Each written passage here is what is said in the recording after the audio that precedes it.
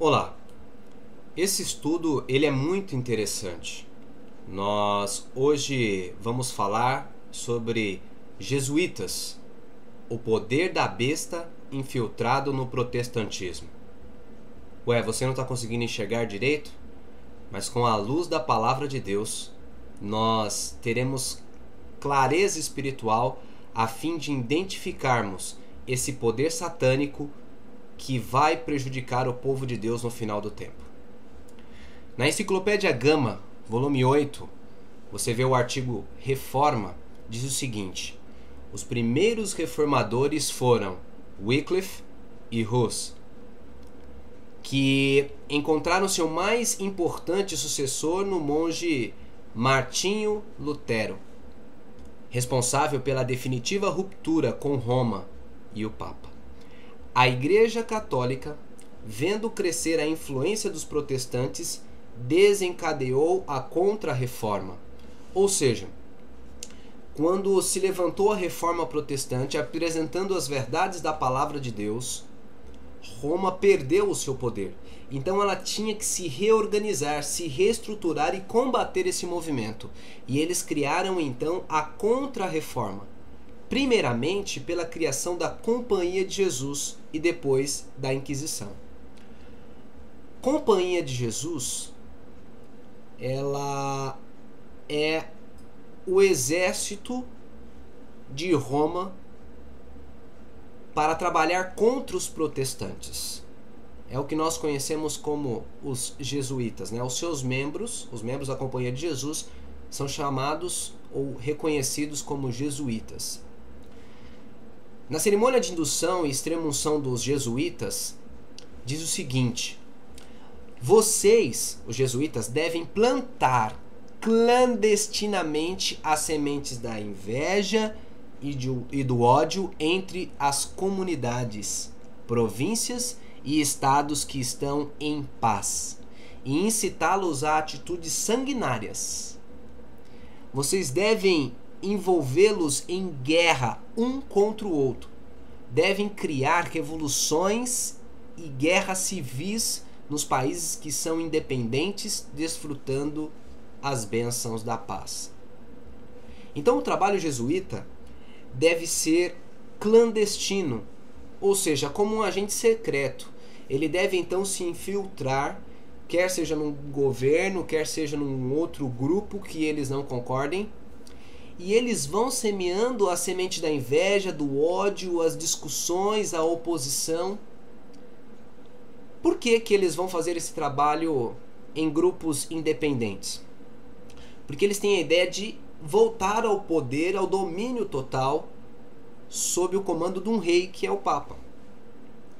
Só que, para que se tenha um governo que mande e os seus súditos obedeçam, não pode ter grupos fortes e independentes. Porque pode acontecer que o rei dê uma ordem e então esse grupo independente assuma uma posição contrária e fique difícil de contornar a situação. Então, eles se infiltram nos grupos independentes e começam então a produzir ali conflitos internos. E esses grupos independentes vão se esfacelando em átomos independentes, de modo que eles perdem a força. E a verdade de Cristo entra aqui nesse momento que ele diz que um reino dividido em si mesmo não subsistirá. E eles usam então esse princípio para enfraquecer esses movimentos e então eles podem governar. Porque quando se divide em grupos minoritários, obviamente é muito mais fácil eles empregarem o poder. E se eles forem um grupo grande, independente, aí fica complicado. Continuando, o texto diz que vocês têm que tomar o lado dos combatentes e agir secretamente em concerto com o seu irmão jesuíta, que pode estar engajado do outro lado, mas devem opor-se abertamente. Não manifestar-se abertamente como jesuíta, mas deve causar oposição aberta, para que essa oposição, essa discussão envolva mais pessoas quanto possível e rache os movimentos, né? Cause divisão. De modo que, no final de tudo, só a igreja mãe ganhe. Olha que coisa interessante. Vocês devem fazer esses trabalhos para que o pensamento, para que os propósitos, os planos da igreja permaneçam sem serem impedidos. Então, qualquer grupo que se levante, que seja um empecilho para a igreja, para os propósitos da igreja católica, ele deve receber jesuítas que vão fazer esse trabalho a fim de enfraquecer esse grupo. Eles trabalham sob a tese de George Hegel, que diz o seguinte: o conflito é essencial. Ou seja, para que nós causemos essa divisão, nós devemos infiltrar-nos e causar conflito entre eles, a fim de que, finalmente, haja um só governo que possa dominar, que possa reger grupos menores. O Estado é absoluto. O Estado requer completa obediência de seus cidadãos como indivíduos. Não existe individualidade pessoal. Ou seja, se tivermos um grupo com uma individualidade pessoal, isso vai causar um problema tremendo agora na nova ordem mundial, que é a união de todos os poderes, mas esses poderes são submissos a um poder superior, que obviamente será o papado. Creríamos que os jesuítas, nesse trabalho de divisão para desestruturar organizações protestantes independentes, tem alguma coisa a ver com os movimentos separatistas que acontecem na Igreja Adventista? Bem, um texto muito interessante é esse próximo texto que a gente vai ler e que vai trazer revelações surpreendentes a esse respeito.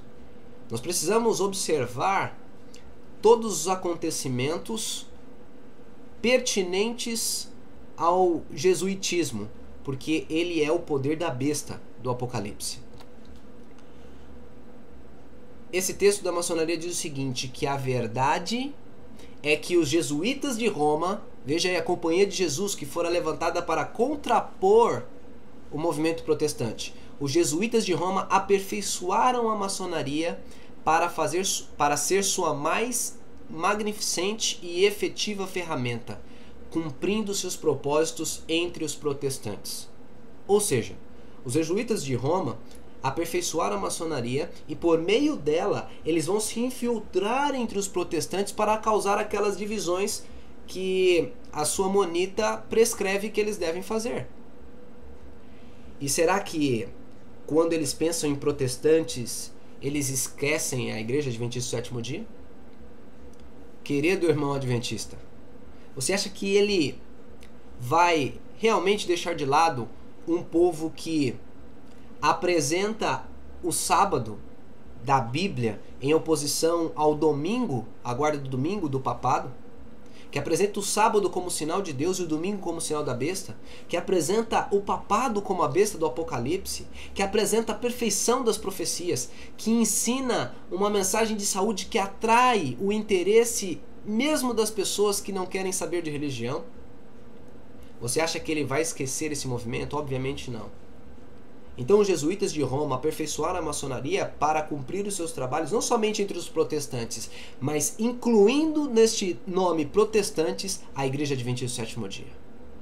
É por isso então que nós temos tantos movimentos separatistas.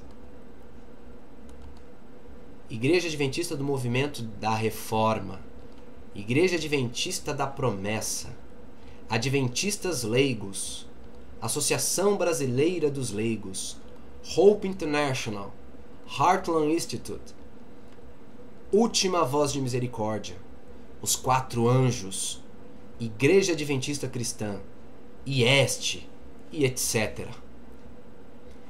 Esse é exatamente o trabalho que os jesuítas fazem no meio adventista.